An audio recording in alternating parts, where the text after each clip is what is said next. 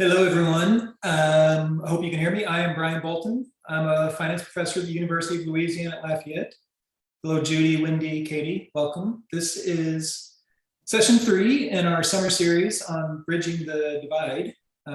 My specialty is finance and personal finance, and so we're doing this Money Matters UL System Financial Wellness series, and we're in session 3. Past 2, I think have gone pretty well, and I've heard from a number of people that they're watching the webinars, the posted videos, not if they're not able to join live. And so what we'll do in the next 50 minutes or so is hopefully those of us here live, we can have an interactive conversation if you want, but I'm also presenting for the recording and for those who will check in later. Having said that, you're live, feel free to open your mic and ask any questions or enter any questions into the chat. And we'll address them as we go through, because those will certainly be useful for people watching in the webinar later. So today's topic is investing, but not just investing in general, investing for special purposes such as retirement, education, and special events. And over the past week, as I've been designing this talk, I've been trying to decide, do I do the special events first or the investing first? And you could do it either way. And I think what I ended up with is we're going to kind of get straight to the retirement, education, and special events. And then we'll supplement that with some kind of more generic investing perspectives.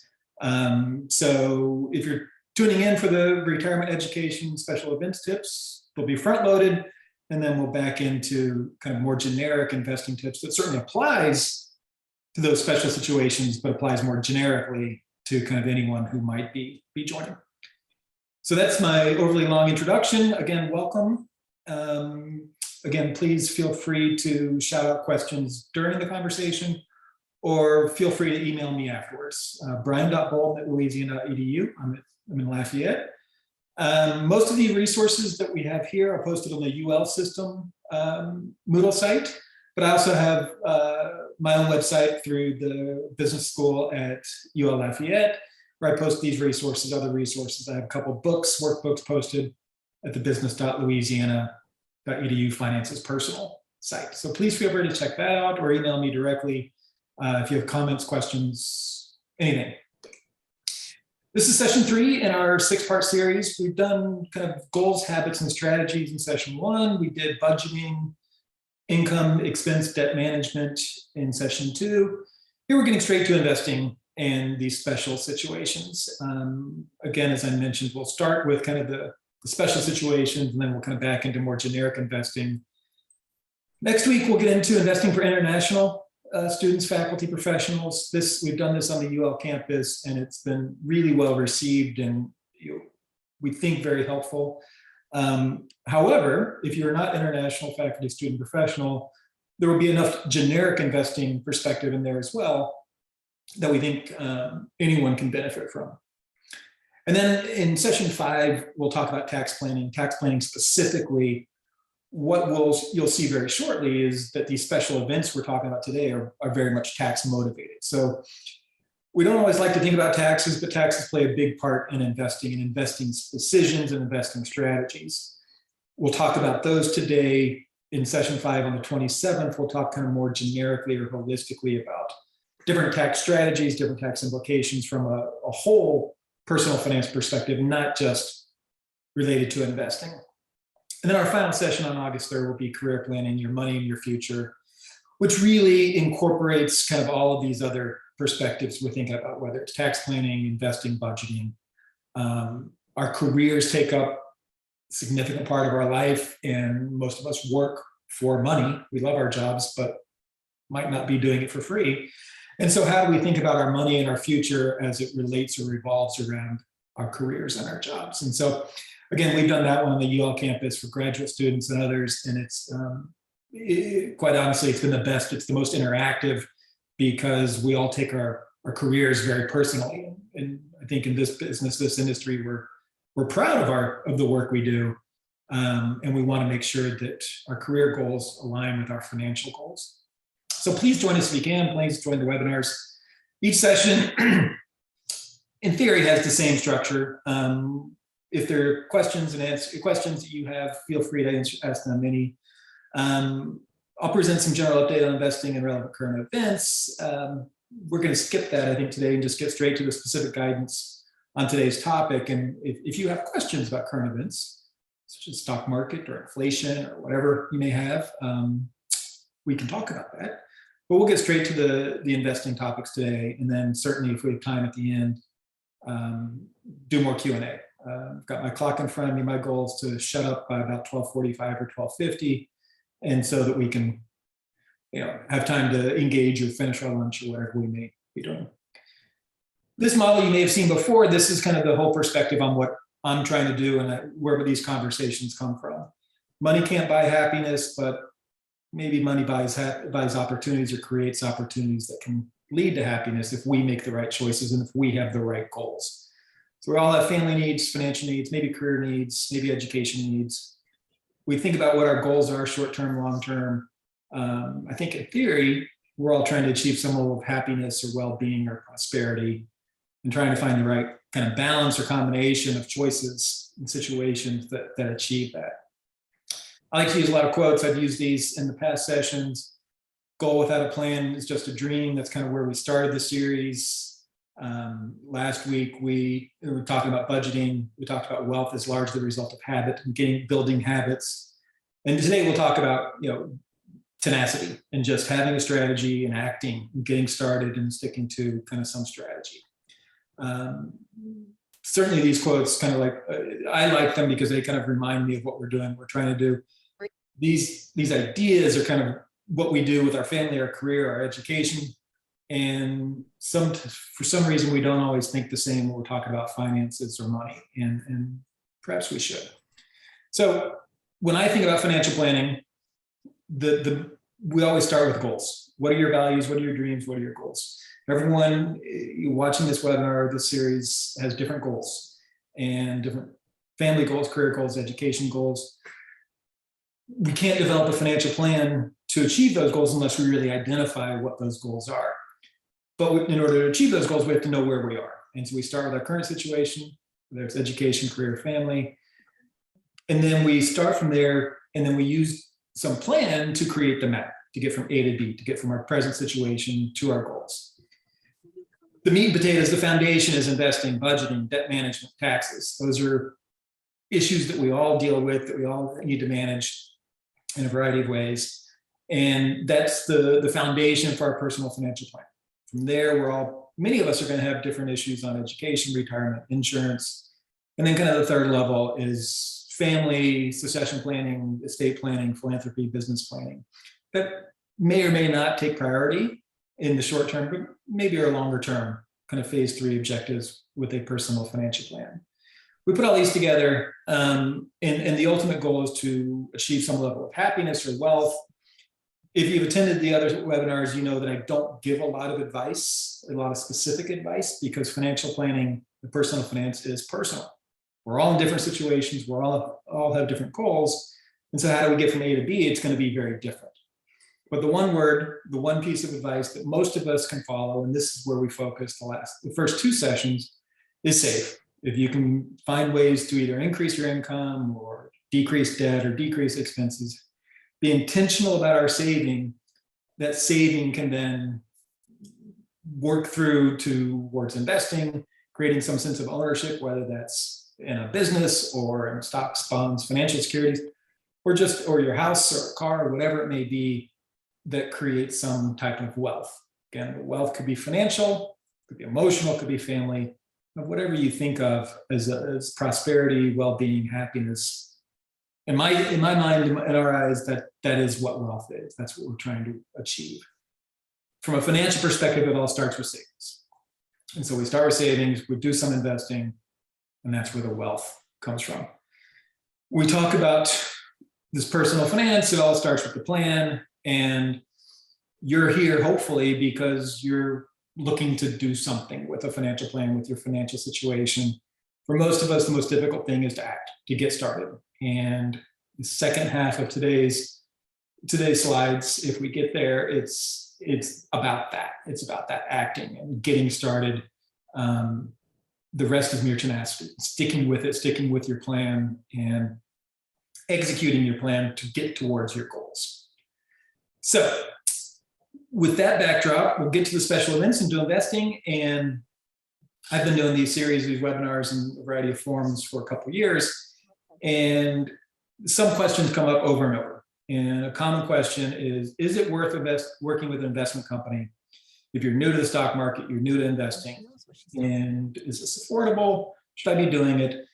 This question I get from professionals, I get it from grad students, I get it from undergrads. And I think many professionals and grad students are kind of the most nervous about this because they know they should be investing for something, but they don't really know where to get started. And so they think an investment company will be the most beneficial. And maybe they will.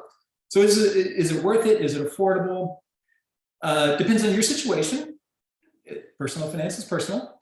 The best things they can provide are an investment strategy, get you a plan, a strategy, help you think about trade-offs, help you think about priorities, and they can certainly give you peace of mind. And when it comes to investing, many of us are going in blind or inexperienced, maybe not blind, maybe not, we don't really know what we don't know. And so just that lack of experience, we're scared, we're nervous, we're overwhelmed. Investment companies can give us some peace of mind. They can be best when you're just getting started, when you have specific investment issues, such as a retirement plan, an education plan, or you're starting a new business, and when you're retiring. My goal, one of my goals in these sessions, these series, is to prepare you to not need an investment advisor the rest of the time, or maybe not even for these times. The third question you'll see in a couple of slides is this affordable? For most people, maybe. Graduate students, maybe not, depending on the company you use or depending on the level of income you may have. It's not free. You are going to pay for services. And so the goal is to get you to a point where you're not paying for those services and you're managing your money and your investments on your own, independent, and only going to the advisors for specialized advice. And this, second to last bullet point, when you have specific issues, talk about some of those today that you may or may not want to use the services of an investment advisor. Robo Advisors have been more and more popular over the past 5 years. They've been around for 10 or 15. You may have heard of them. Different investment companies offer Robo Advisors. Are they for real? Yes, they are for real. They're not a scam. Certainly if the investment firm is a legitimate firm, the Robo Advisor option is not a scam. Frequently, they're less expensive than working with a real human. All it is a series of algorithms that you enter your goals and situation information, and then the algorithm spits back a financial plan or financial options for you. It's not perfectly designed for you, but it's generally designed. And as we, in these algorithm-based I've been watching this UL system. As we have these algorithm non-human-based systems, they can be much cheaper and they can get pretty close to what you want and what you need. So don't be afraid of them. In times of turbulence, perhaps like what we've been dealing with in 2022 with inflation, Ukraine, job situation, whatever else may be going on, maybe you do want to pick up the phone and talk to a real person.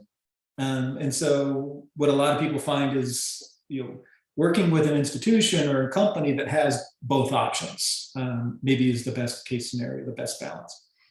But again, maybe a goal is for you to get either to the Robo Advisor option or to doing it on your own. Is it affordable? For most people, probably. Some will charge the fixed fee, and that fixed fee, maybe it's $1,000 or $2,000 for kind of the first full plan. That may not be affordable for most people. Maybe you can go to a scaled down version of a plan for $200 or $300. Maybe that's more affordable.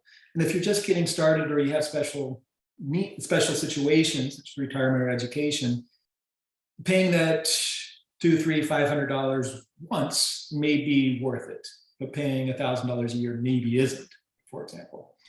Other firms may just charge a percentage of the assets that you have. So if you have You have $10,000, maybe they charge you 1 or 2% of that, $100, $200. Some of these may have a minimum balance for retirement or brokerage accounts. But that can be a more affordable option because it's not the one fixed fee that you're paying once. If you use an investment company for specific guidance, your goal should be to rely on them less.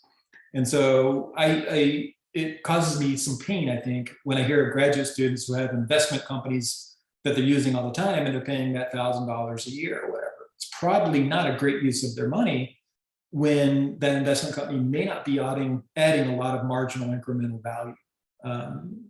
Because investing and having an investment plan just takes the execution.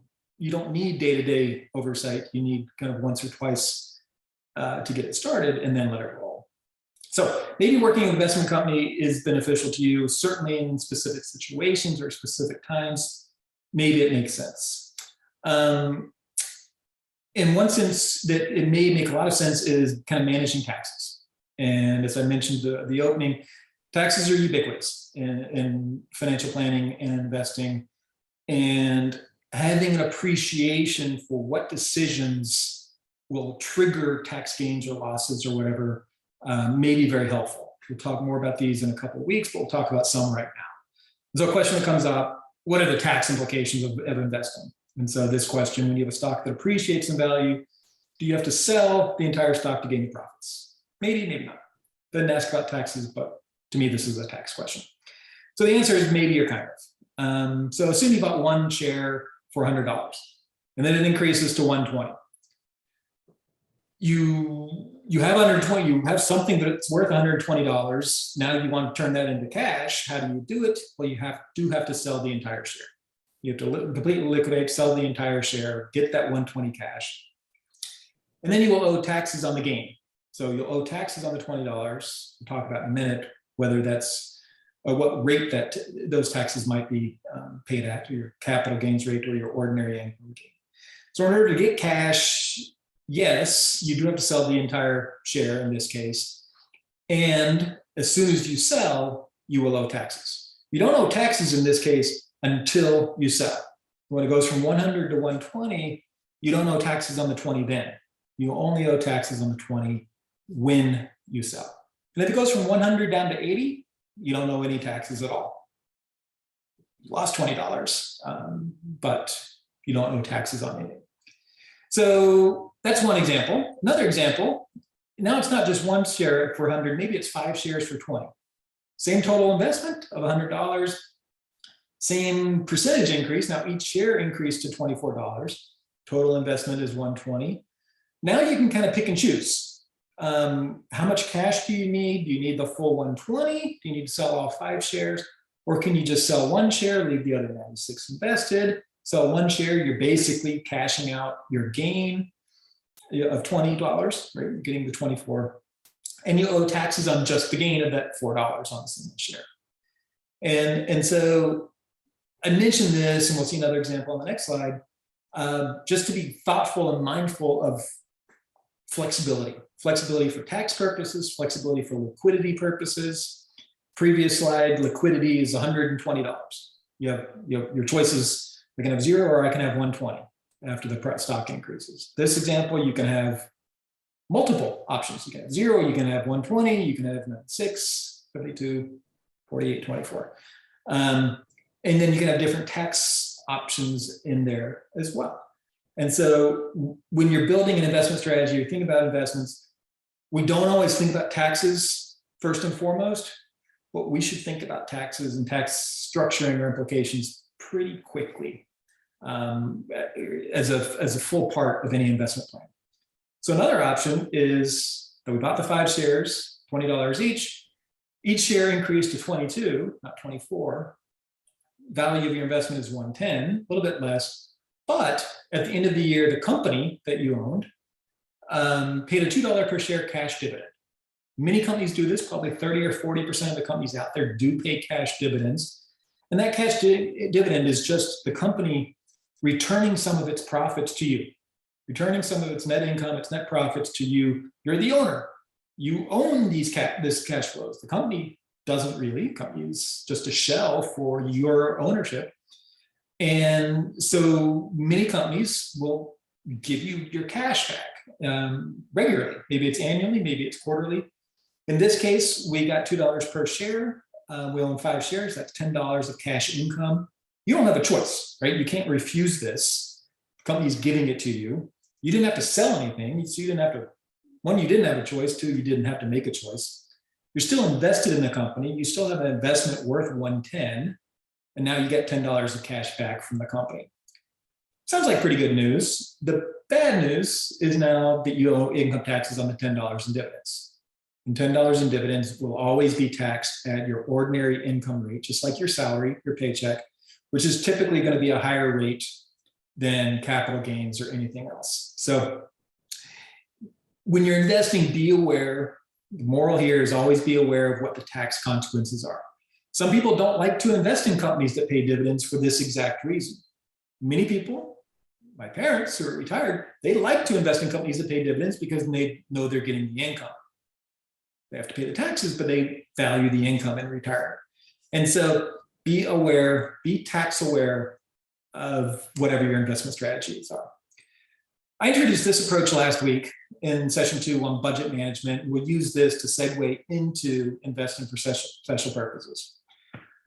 These buckets represent different accounts that I have, financial accounts, and this first series is how I've been managing my money for the past couple of decades. And then we'll look at a newer version that I'm kind of migrating to. And so my paycheck comes into this first bucket. In some other bucket, I get a contribution from UL Lafayette into my work retirement plan. I set that up. As soon as I started working here, I don't have any choice. I don't manage that really on an ongoing basis. That just happens. Out of my paycheck, that goes into my checking account. I pay some bills. If I have some money left over, I'll send some to another savings account that is dedicated to my short and medium term goals. And these, I say 0 to 5 years. Maybe I want to buy a new car. Maybe I want to go on a vacation, whatever. Short, medium term goals, relatively low risk, but different investment options in there given that time horizon. But I also have longer term goals. Maybe I want to buy a new house. Maybe I want to retire. And so maybe I'll put some money from my paycheck into that. Maybe I'll put some overage from my short and medium term goals into that account. Again, each of the green buckets represents a separate account. And the third bucket is for my long-term goals. And then maybe I also have a dedicated independent retirement plan. And what we'll see in the next few slides is these dedicated retirement plans have unique tax benefits that can be very attractive. The stuff over on the left, the paycheck, the short, medium term, long-term goals, no good tax benefits over there, typically. You can maybe create some. The good tax benefits are over on the right, and we'll explore what those benefits are. And so for the past 20 years, I've had basically these 5 buckets and been managing my money in my retirement and thinking about short-term, long-term goals within these 5 buckets. What I've been moving to a little bit is I've added the savings account, and now I have the savings accounts that kind of have specific purposes. So I still have the retirement. I haven't gotten rid of the retirement, but now instead of the short, medium, and long term, I've tried to think more intentionally about what those buckets are for. So maybe a vacation, maybe a new car, maybe a new house. And you can do either, right? You don't have to be saving or investing for a specific goal. Most of us will have retirement buckets out there in some sense, either the independent ones that you manage yourself or the work one that's kind of managed through your employer. And so you don't have to have specific goals, but if you do have goals, many people find that it's more effective if they have specific accounts set up. So why does this work? If you've been in the previous sessions, you've heard the term mental budgeting. Mental budgeting is how wacky our brains are, that we think differently about money depending on the account that it's in, all right? And so you go gambling and you think about house money, you're playing with house money. No such thing, it's just money, but our brains recognize it as different. We have different governors or restrictions on different accounts. And what I have at the bottom is some potential returns that maybe we'll see in a little bit that each of these accounts potentially can generate. And so by having the different buckets, I can choose different investments. Maybe I can choose different tax strategies for each different goal. And so, as I teased at the beginning, many of the special events are motivated by tax purposes. So a couple examples, and we'll follow up on that frequently asked question a few slides ago. These tax smart investments come from the IRS, right? Or their structures or the options come from the IRS. The IRS likes to incentivize us. That makes the government's life a little bit easier in certain areas that maybe the government considers social goods, such as education and retirement, right? If I don't save for my retirement, the government might have to do it through Social Security or something else. And so if the government, IRS, creates the structure to incentivize me to save for my own retirement, maybe that makes the government's life a little bit easier. And so here's the base example. This is not an incentivized or tax smart necessarily. This is kind of the base one that many of us may use. Imagine that I have $1,000 of excess money and I put it into 100 shares of Amazon stock through my Robinhood account. What are the tax consequences? Well, the first consequence is that I've already paid tax on that $1,000. This is just an independent brokerage account, no IRA, 401k, nothing special, just an independent brokerage account. I've already paid taxes. There's no tax deduction that I've received. So that $1,000 is after tax. That's normal, right? If that $1,000 loses value, I don't owe any taxes on it. I also don't get a refund directly off any losses. So that kind of stinks. But if I have losses on this Amazon investment and gains on my Google investment, I can use those to offset. So if it loses value, maybe I can apply that loss to decrease taxes otherwise. But generally, I'm going to owe taxes certainly if the stock goes up, or if Amazon pays me a quarterly dividend. In this case, if they pay a quarterly dividend of $5, that $5 is going to be taxable at my ordinary income rate. Amazon's only paying me a dividend because it's excess after-tax income. The $5 has already been taxed, will be taxed again. It's been taxed at Amazon. It's going to be taxed when it hits my account. And because I used after-tax income to buy the stock to get the right for the dividend, I already pay taxes there too.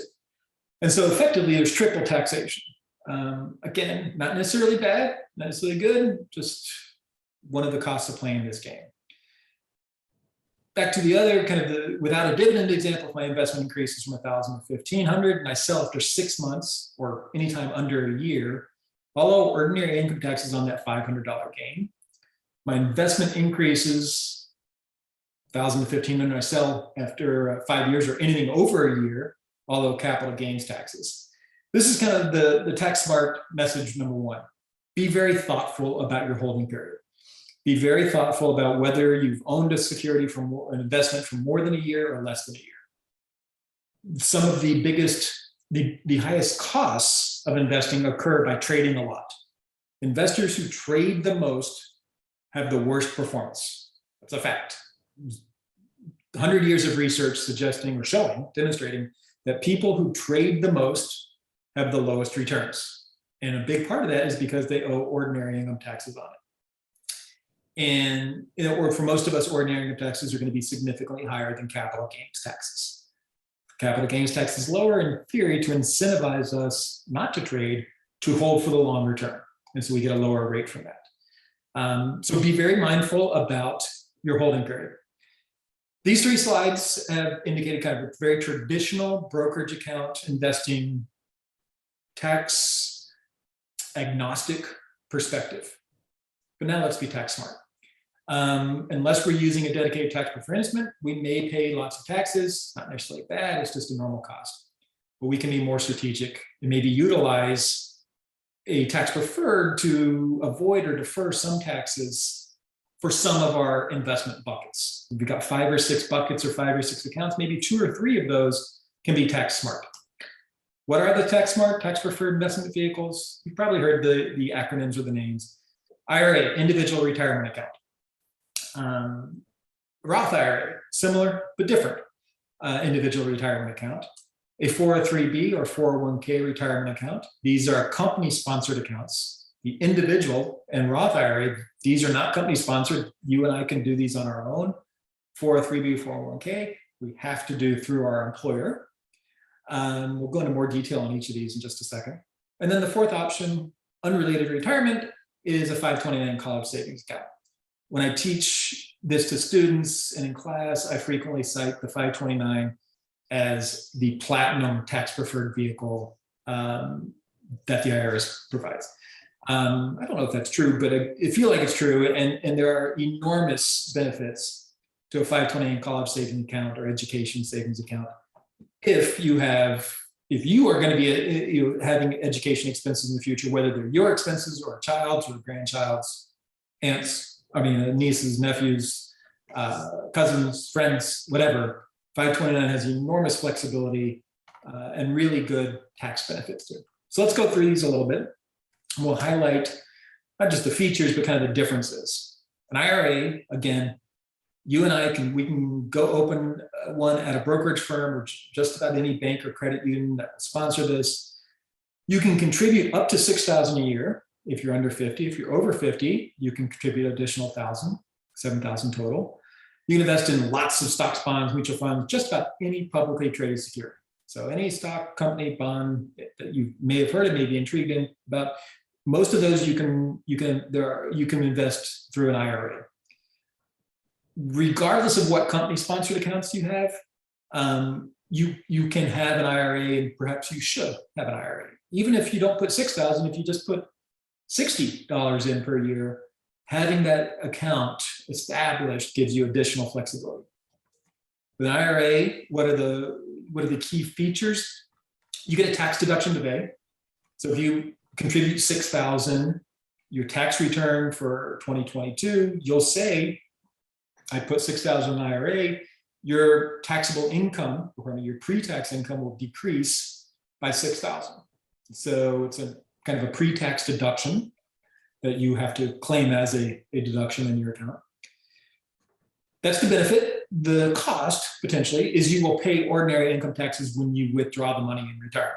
So after 59.5, you're able to withdraw without penalty. You will pay taxes on the income that you take out. So not on the $6,000, but whatever the withdrawal is, whether it's $2,000 or $20,000, you will pay ordinary incomes when you withdraw. But each of these, you cannot withdraw or access the money until you're 59.5 without paying taxes, the ordinary income taxes, plus a 10% penalty. So the money's locked up, kind of, but you can access it if there's an emergency and you need the money before you get to 59.5. You will never pay capital gains on your investments in the IRA. That's perhaps the best benefit. The other benefits are moving taxes forward or back, or deferring taxes. You will never pay capital gains taxes on your investments in the IRA, right? So the previous examples we looked at, put $1,000 into a stock, it goes to $1,500. That's a capital gain that I will pay tax on that $500. With an IRA, with a Roth, with a 401k or 529, you don't pay capital gains taxes ever, which is pretty cool. You will pay ordinary income taxes at different points, but probably never pay capital gains. The IRA itself is good for people who expect to be in a lower tax bracket in retirement.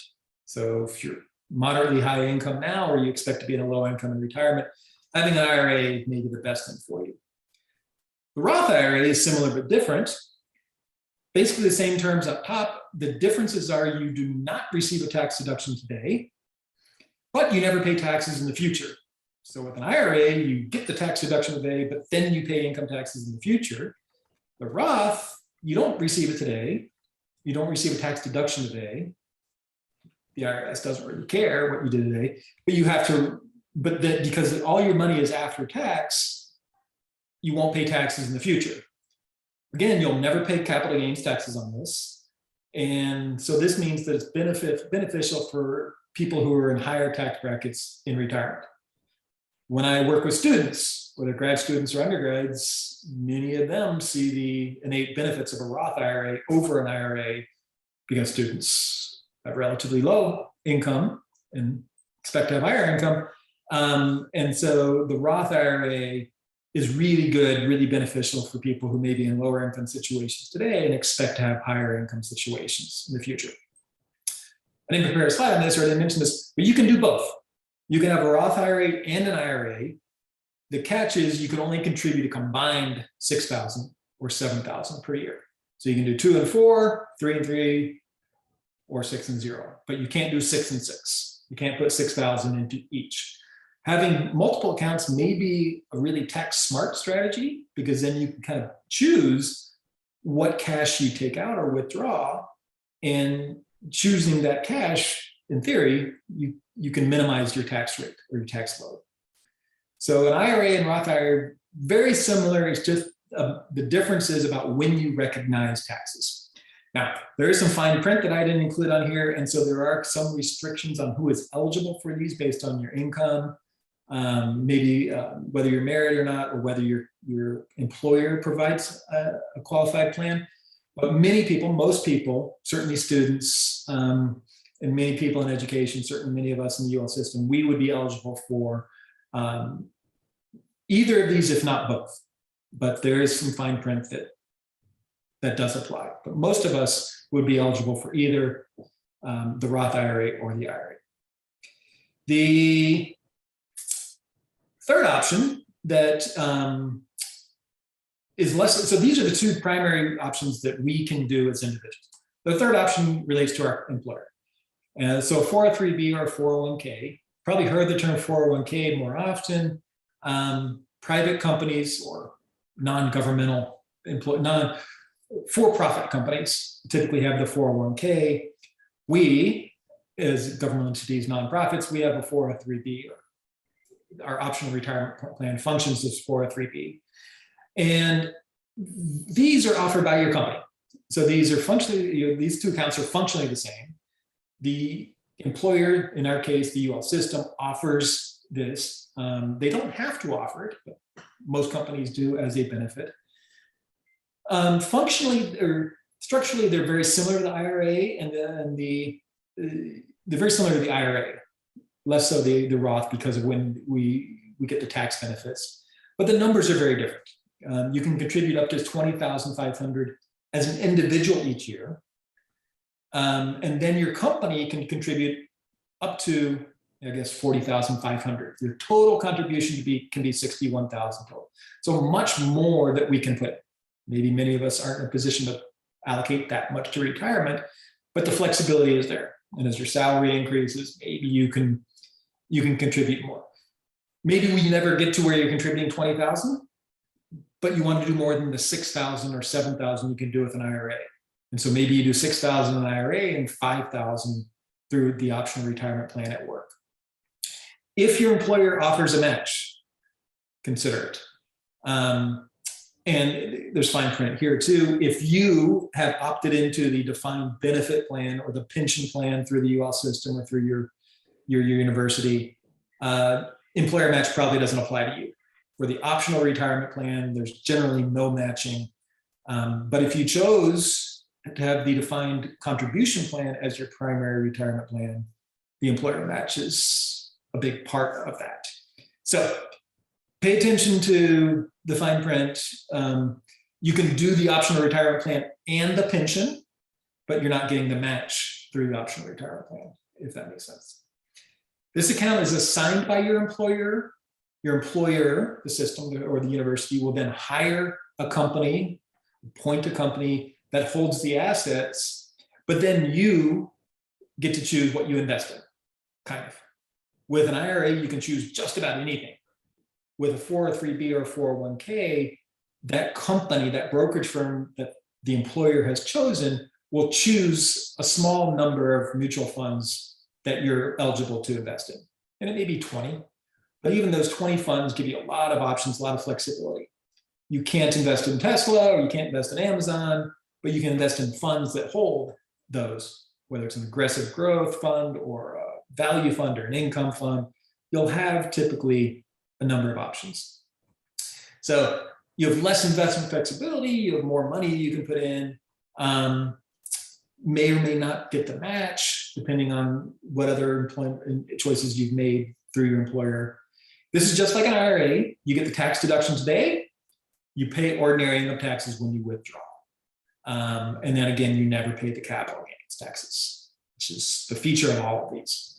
These are sold typically as tax deferred or tax preferred opportunities. But what frequently gets overlooked is that capital gains benefit. And if I have an independent investment account at Robinhood, I'm always going to have capital gains issues, certainly if the assets appreciate. Through these tax preferred retirement and education accounts, you usually get to avoid capital gains. And that's the real benefit. You can avoid capital gains. With everything else is about deferral. Do you pay taxes on the income today or in the future? So those are the special structures for retirement. Education, as I mentioned, has a unique plan called the 529 savings plan account. I call it the platinum account of tax preferred accounts for tax deferral for a variety of reasons. You can contribute as much as you like. There's no limits. There's no income restrictions. Whether you're making $2,000 a year or $2 million a year, you can contribute to a 529. You can open it just about any brokerage firm, bank, or credit union. You can choose any type of assets. They're not restricted. The big restriction is the money in the account can only be used for education purposes. However, the catch is that, or the benefit is that the term education purposes is very flexible. So if you go back 20 or 30 years, there were education savings accounts that had credits, and you could buy a certain number of credits in the university or for courses, or you could only prepay for certain types of the education experience. 529, very flexible. Computers, possibly rent, certainly tuition. Private high school, doesn't have to be used for college. Lots of different options on what you use money in a 529 savings account for. The money is also transferable. So if you put it in for, you assign the account for your son gets a scholarship or doesn't go to college, you can transfer it to your daughter and let her use the same money. You do not receive a tax deduction today, so that's kind of a bummer, but you do not pay ordinary income taxes or capital gains when you withdraw. And so whatever the money grows to be, assuming it grows, you can just kind of directly transfer that to the university or the school or the purposes, or claim the deduction or claim the expense if it's for computers or books or something that doesn't go to the institution. And you'll never pay capital gains taxes. You will pay a 10% penalty if you withdraw for non-education purposes. And this was a discussion we had in session 1. What's the right number to put into a 529 savings account? There is some risk, right? There's some risk that you'll put $10,000 in, and then your child may never go to college or may never use it, or they get scholarships, or they choose another career or whatever. Then there is that 10% penalty, and you will, sorry, it's not mentioned in the slide, but you would pay the ordinary income taxes associated with the withdrawal. So there's that risk, but a strategy that many people use is, if they think the education is going to be $50,000, maybe you put in 30 or 40,000 into the 529 or something like that. You hedge based on, you rather than putting too much in, you put in 80% of what you think you'll need and lower the risk of that penalty. The other benefit of 529 is you can transfer it, right? So again, as I said, if put 10,000 in for your son doesn't ever use it, you can transfer it to your daughter. You can transfer it back to yourself, and you can go get a graduate degree, or you can do something with education related. You can transfer it to grandchildren, you can transfer it to cousins. And so that transferability is a really cool feature of the 529. Yes, there's always going to be that risk that you put more into the account than you take out for the education purposes, but that transferability gives you kind of not an out, but some additional flexibility.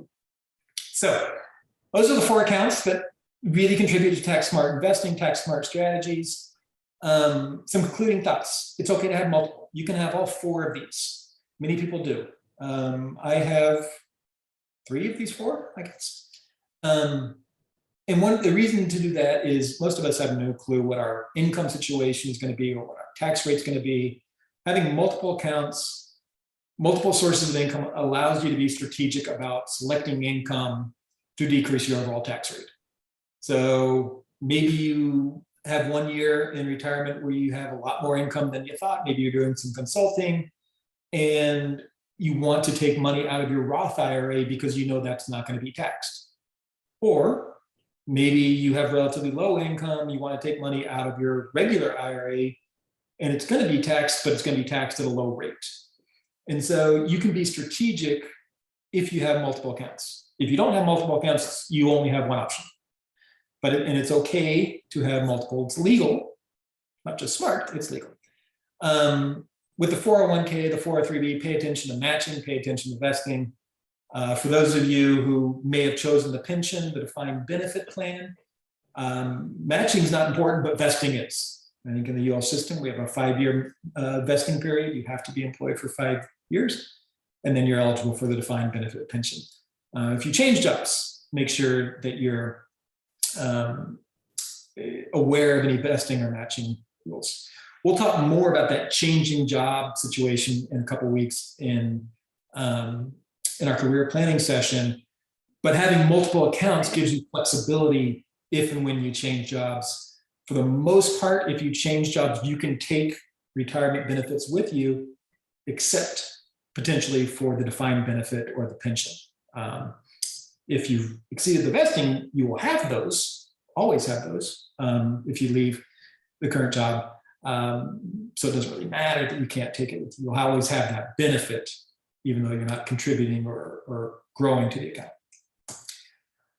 Also, don't stress. About making the right decision. One of the big themes that we've been talking about through this series is to help you get kind of enough confidence and resources and tools to take control of your financial planning, your financial situation, such that finance isn't a source of stress or anxiety, but it's a source of empowerment and control. And so don't stress over whether you're making the right decision. We never know, but doing something is probably better than doing nothing. And if you just get started, if you just start going, open one account, and then 5 years later, you open another and you're doing something, you're probably going to be better off than you would have otherwise. And then ultimately, we may talk about this in a future session, maybe in the tax session. If you're fortunate enough to be in a position to leave money to your heirs, whether it's $100 or $100,000 or whatever, tax planning can be really critical. There can be enormous costs, but smart strategies can avoid these. I have 30-year-old grad students who are already planning trusts for their children. These grad students, I don't think they have a very high income or significant assets, but by thinking about estate planning or tax planning related to those assets, it protects them and gives them control. And so if you are in a fortunate position to be able to pass money or assets, stuff to friends, family, heirs, tax planning can become very important. So I think I'll conclude here. We made it through about half the slides. And a couple of the items on this slide are included in the rest of the slides. So if you have questions about how to assess your risk tolerance, contact me, check out the rest of the slides. What can you do tomorrow? You can and should assess your risk tolerance. Think about your risk tolerance. This may be related to your age, it may be related to the job you have, maybe related to your family situation. If you're 22 and single, you have probably a much higher tolerance for risk than someone who's 55 and married with 3 kids.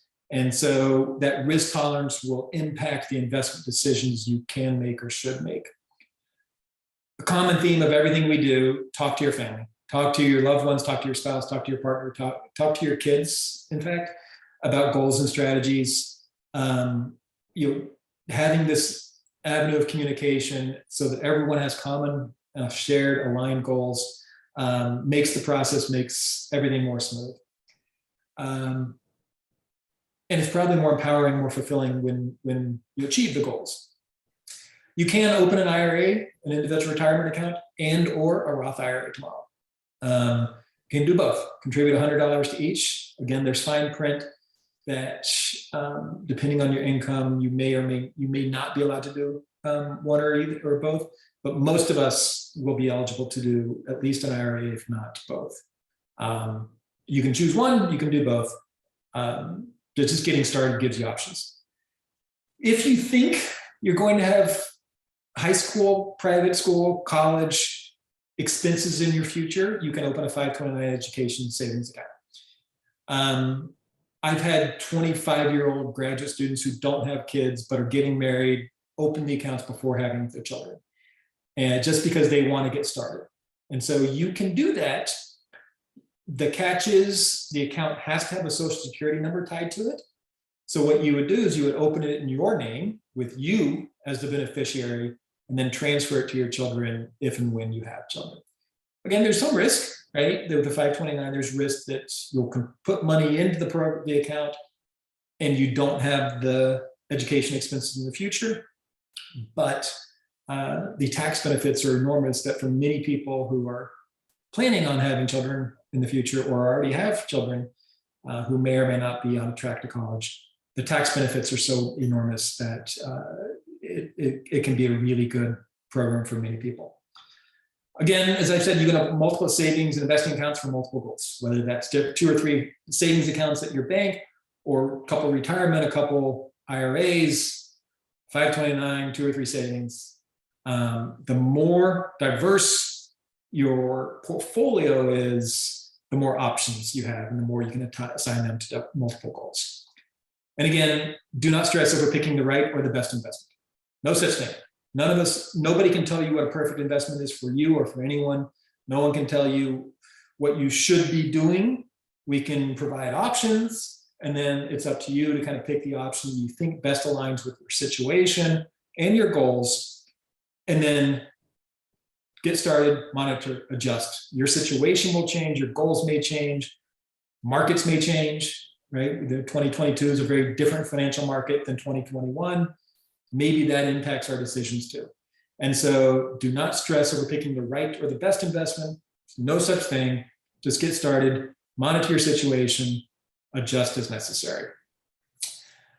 As I said, we're about halfway through the slides. The slides will be posted on the UL System Moodle site. I actually posted them before we got started. So they're there now.